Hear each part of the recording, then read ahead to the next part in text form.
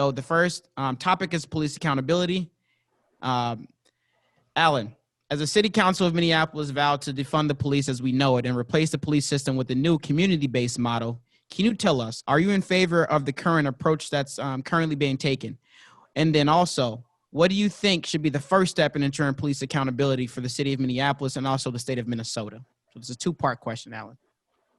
Okay. And your 2 minutes starts now. Okay. First of all, in terms of defunding the police, definitely not. I really feel that the first necessity of a peaceful society is having some force that will maintain order. And I'm not in favor of throwing out everything in the middle of a crisis.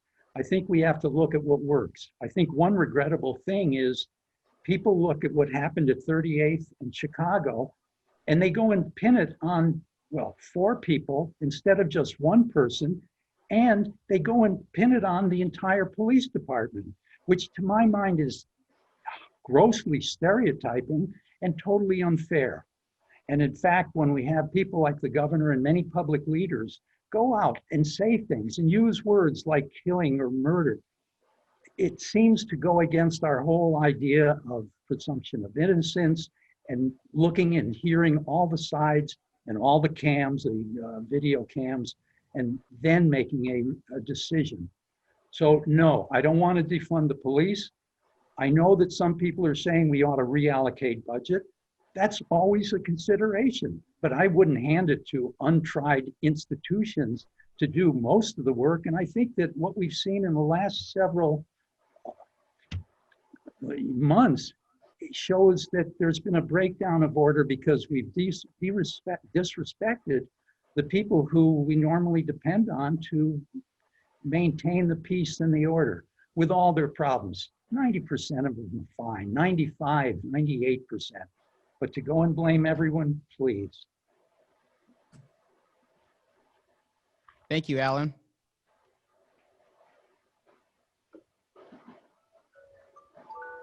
Esther, you're up next. I'm going to repeat the question for you.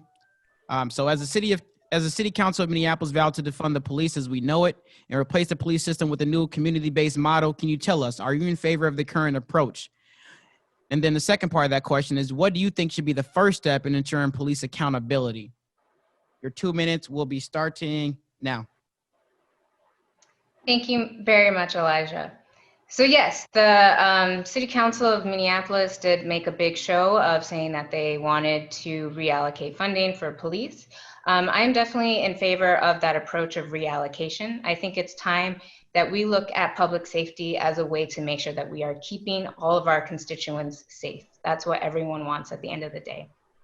So part of that is making sure our police are the right size for the job that we actually want them to do.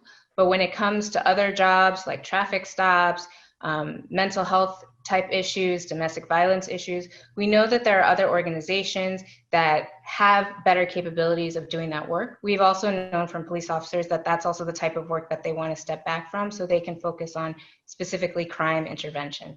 So that's my idea with the reallocation of funding. I think that that is a good approach, and the City Council also wants to have 1 year to talk about this process. It's not going to happen overnight, and they do want to have community input, which is the way it should be to make sure we have a robust public safety for our community. For the state of Minnesota, I think some of the things that we can continue to do is, implement those laws that were recently passed through the Posse Caucus, and then also consider additional regulations and laws to make sure that our police are held to the highest standards. Police officers should, hold similar professional insurance like doctors and lawyers to hold them accountable when they do something wrong. We also want to make sure that those decisions, when a municipality makes a decision to fire a police officer or to hold a police officer accountable, that those decisions are upheld and not easily overturned so we don't have a revolving door. And finally, we want to continue to look at ways to make sure that police officers live either in or near our communities, so we're not necessarily facing people who are coming in brand new into the situation. So those are the types of things that I think should continue to move forward for public safety. Thank you. Next, we have Lisa. I'm going to repeat the question and then I'll start your 2 minutes. As the City Council of Minneapolis vowed to defund the police as we know it and replace the police system with a new community-based model, can you tell us, are you in favor of the current approach? The second part of the question, what do you think should be the first step in ensuring police accountability? Lisa, your 2 minutes is starting now. Absolutely not. I do not support defunding the police. I don't support.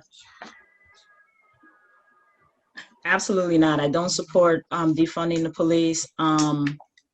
Accountability is a very important thing, and that is where I would like to focus on. I think that in defunding the police, what we've done, and Alan has alluded to, what we've done is we've created and we've opened up the door for total chaos here in Minneapolis. Alan has thanked me for a situation that I responded to this morning, but I respond to these situations as a community member week after week after week, and quite honestly, I'm tired of it. The police are they're stretched thin now. They don't have enough officers on the street to address the day-to-day crime that's going on. They don't have enough officers on the street to prevent the crimes, or just to act as a deterrent to show that they are out there on the street. They don't have a chance to interact with people before they become involved in criminal activity, such as officers have done in past times, walking the beat in the neighborhoods such as mine. Part of the accountability, as Esther has alluded to, is ensuring that once officers are identified for misconduct and terminated from those positions, there is an easy way back onto the department through arbitration or any other form. The other thing that we have to do at the state level is we have to be able to look at the post board. How are we certifying these officers? How are we certifying these officers that are transfers? A lot of officers transfer into our jurisdiction, transfer into our state from other jurisdictions or from other states, and they've already had misconduct allegations. They're already under investigation, such as the case of, I believe, one of the officers involved in Jamar Clark's homicide. Sorry to cut you off. Your 2 minutes are up. Thank you for answering that question. All right, we're gonna move, or at this point, we're going to open up the floor for any rebuttals. If anyone wants to reply to anything that the specific candidate said, you can do so now. I do just ask that we be respectful and just allow one person to talk at a time. You will have 1 minute each for that rebuttal. I would make a point about the issue of accountability and the problem with the union having so much power to make disciplinary actions not stick. When I was studying this a couple decades ago, we learned about the police contract, and we realized that it was almost designed to make it very difficult for management to control the workforce. And frankly, I think this is the case with many public employee contracts. When you have politicians having a big say in contracts, and they also are getting endorsements from the people they are contracting with, sometimes those contracts are not as tight and as strong as they should be. We have to make it easier for the management to get rid of the bad guys, and also to do assignments in line with what they feel makes most sense. I was very distressed when I found. Your minute is up. Does anyone want to comment or reply to anything Alan just said? You have 1 minute. Jump in. I agree with Alan that there is an issue with the contracts, and particularly the Minneapolis Police Federation contract.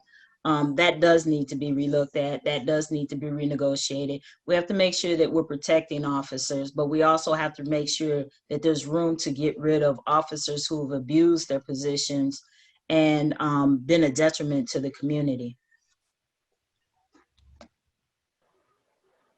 Yeah, I would just add that I think along those lines, you know, the community safety is the utmost importance.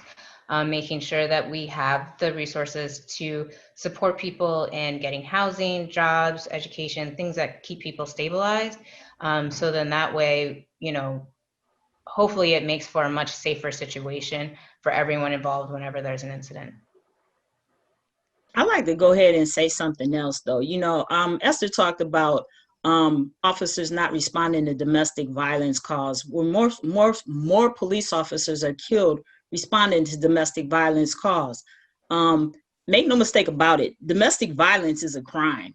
And to say that officers shouldn't be responding to domestic assault cases is just totally ridiculous to me, in my opinion, because when they show up, they're showing up because somebody is in fear. And if you intimidate somebody, if you threaten somebody, or if you beat somebody upside the head with a hammer, all three of those are a crime.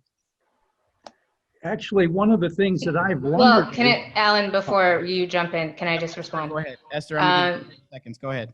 Okay. Yes, those things are crimes under the law right now, Lisa. But I think in addition to having a police officer, or sometimes some survivors of domestic violence would have preferred someone who could help them in that situation get to a place of safety, rather than necessarily having to deal with someone who could potentially escalate the situation. So while there may be a role for police in a domestic violence situation, I think there's an opportunity to look at how do we expand that to crisis workers, mental health providers, social workers, to kind of get that survivor into a place of safety, and then also to work with the abuser. Extra 10 seconds. Thank you, Esther. Alan, if you want to go ahead and respond, I'll give you 30 seconds. I will allow you to finish up your last thought. So please, when I put up my hand or something like that, just acknowledge me, okay? Alan, go ahead. You got 30 seconds. My worry is what's going to happen at dispatch, because there's going to be a lot of responsibility on their hands if they have to decide between a social worker or sending a cop to a situation. I could see lawsuits. I could see a lot of unhappiness. And to be honest, with the whole George Floyd thing, as I understood, there was EMTs in the vicinity that didn't get there as quickly as maybe they should have. And we have to talk about what the responsibilities of the various first responders are in terms of coming on these scenes. Okay. Thank you, Alan.